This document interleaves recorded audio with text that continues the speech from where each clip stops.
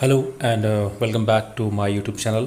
I'm Dr. Mohammad Danish, and today I'm going to discuss one of a very important news of one of English newspaper, the renowned newspaper of this country. Okay, the news is I think the news is not quite old, बहुत ज़्यादा पुरानी news नहीं है, but this news is all about the compulsion of entrance test to take admission in PhD. Okay, जैसे कि मैंने पहले भी इससे पहले एक वीडियो शेयर की थी और मैंने उसमें एक हिंदी न्यूज़पेपर की न्यूज़ का रेफरेंस देते हुए आप लोगों को बताया था कि अब पीएचडी में एडमिशन बिना एंट्रेंस टेस्ट के नहीं होगा। कहने का मतलब ये है कि पहले क्या हुआ था प्रोविज़न कि पीएचडी में अलग अलग तरीके से कंडीशंस थी कि टेस्ट के बेस पे भी और विदाउट टेस्ट भी एडमिशन हो जाया करते थे, लोग ले लेते थे स्कोर के बेस पे या मेरिट के बेस पे। बट अब ये कंडीशन कर दी गई है यूजीसी की तरफ से कि बिना कोई एंट्रेंस टेस्ट दिए कोई भी पीएचडी में एडमिशन नहीं ले सकता। ओके, जैसे कि पहले होता था कि वैकेंसी आई और आपने सोर्स लगाया और आपने किसी भी प्रोफेसर के अंडर में अपने आप को रजिस्टर करा लिया और जिसकी अच्छी पहुंच है तो वो अपनी अपनी पहुंच को यूज़ करते हुए, अपने रेफरेंसेस को यूज़ करते हुए जो अच्छे बड़ी यूनिवर्सिटीज़ हैं, सेंट्रल यूनिवर्सिटीज़ हैं, आईआईटीज़ हैं या जो बड़े बड़े संस्थान हैं वहाँ पर पीएचडी कर लेते हैं बिना कोई एंट्रेंस टेस्ट दिए, बिना कोई अपने कॉम्पिटिटिवनेस प्रूव किए हुए। बट अब ये चीज़ कंपलसरी कर दी गई है कि बिना किसी एंट्रेंस टेस्ट के कोई भी पीएचडी में एडमिशन नहीं होगा। तो उसी के लिहाज से मैंने आपके सामने एक वीडियो पेश की है और जैसे कि आप न्यूज़ देख पा रहे हैं कि what this news is all about. UGC draft rules make entrance test must for PhD admission. Okay, and the subheading is doctoral candidates would be required to take up 3 courses. तो क्या है ये news all about, मैं आपके सामने थोड़ा सा read out कर देता हूँ। Candidates who wish to pursue PhD from the next academic year may have to qualify in an entrance exam conducted either by the university or the national eligibility test. The University Grants Commission has drafted new regulations which make the test mandatory for all the candidates, including those joining PhD after undergraduation and post graduation.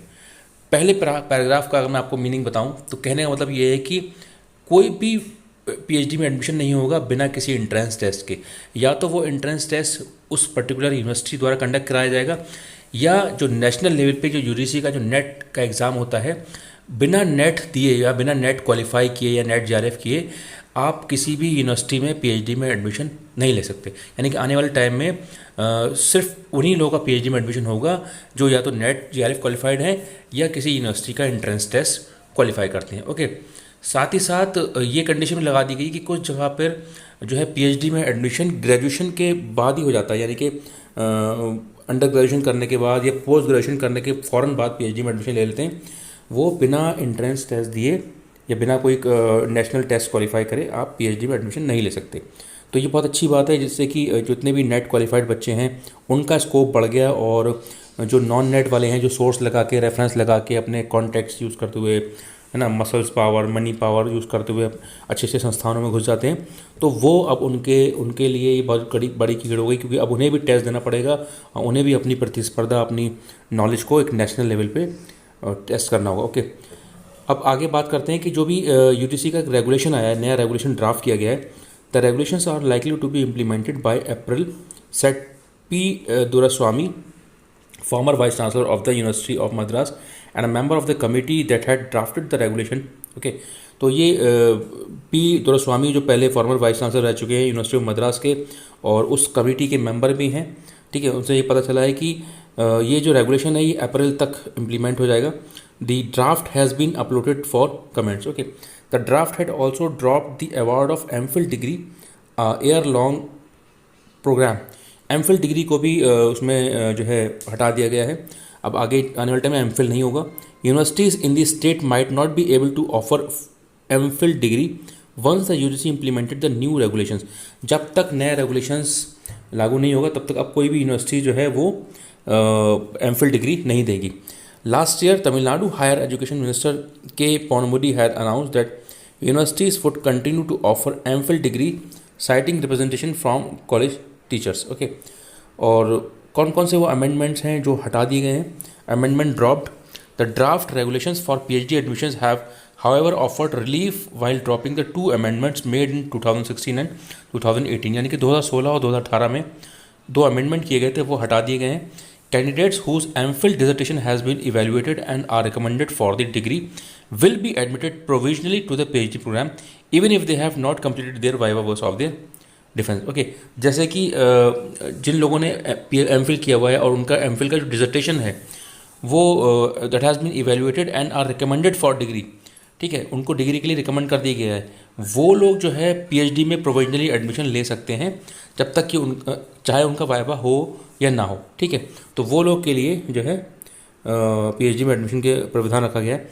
Candidates who pursue the 4 year under graduate courses, यानी कि जो बच्चे 4 साल का under graduate courses करते हैं, जैसे कि बीटेक हो गया या बी फार्मा, इस तरह के कोर्स हैं, with no arrears and CGPA of 7.5, यानी कि 7.5 से कम CGPA जिनका नहीं है, and above can directly be admitted to PhD, वो पीएचडी में डायरेक्टली एडमिटेड हो सकते हैं। The regulations permit 2 additional years to women to complete their course work, और इस रेगुलेशन में ये भी बात की गई कि जो वुमेन हैं उनको 2 साल और एक्स्ट्रा मिला है कोर्स वर्क कंप्लीट करने के लिए, 2 साल के अंदर अंदर वो कोर्स वर्क कंप्लीट कर सकते हैं। ऑल्सो ये बताया गया है 60% of the admission to PhD would be for candidates who have qualified in the NET exam, यानी कि 60% सीटें जो हैं वो नेट क्वालिफाइड लोगों से भरी जाएंगी। यानी कि ये नेट वालों के लिए बहुत अच्छी खुशखबरी है कि कम से कम अगर 100 सीटें हैं तो समझे 60 सीटें में नेट वालों को एडमिशन दिया जाएगा।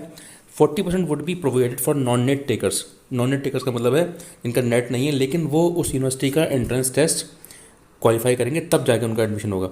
However based on the vacancies in both these segments, candidate from the other segment may be admitted, ठीक है। PhD candidate would have to take up 3 courses, तो पीएचडी में जिनका एडमिशन होगा उनको 3 कोर्सेज करने होंगे।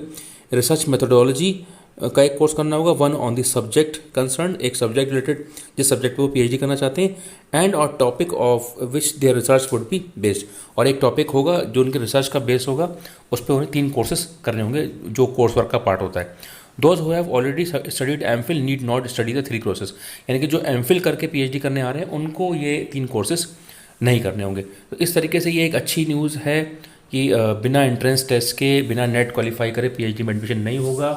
अब सिर्फ टैलेंटेड बच्चे ही जो मेहनत करके क्वालिफाई करते हैं, एंट्रेंस देते हैं, वही पीएचडी कर पाएंगे। ओके, तो ये एक वैलिड न्यूज़ है जो मुझे लगता है आपके सामने मुझे शेयर करनी चाहिए थी और मैंने आप लोगों के साथ शेयर की।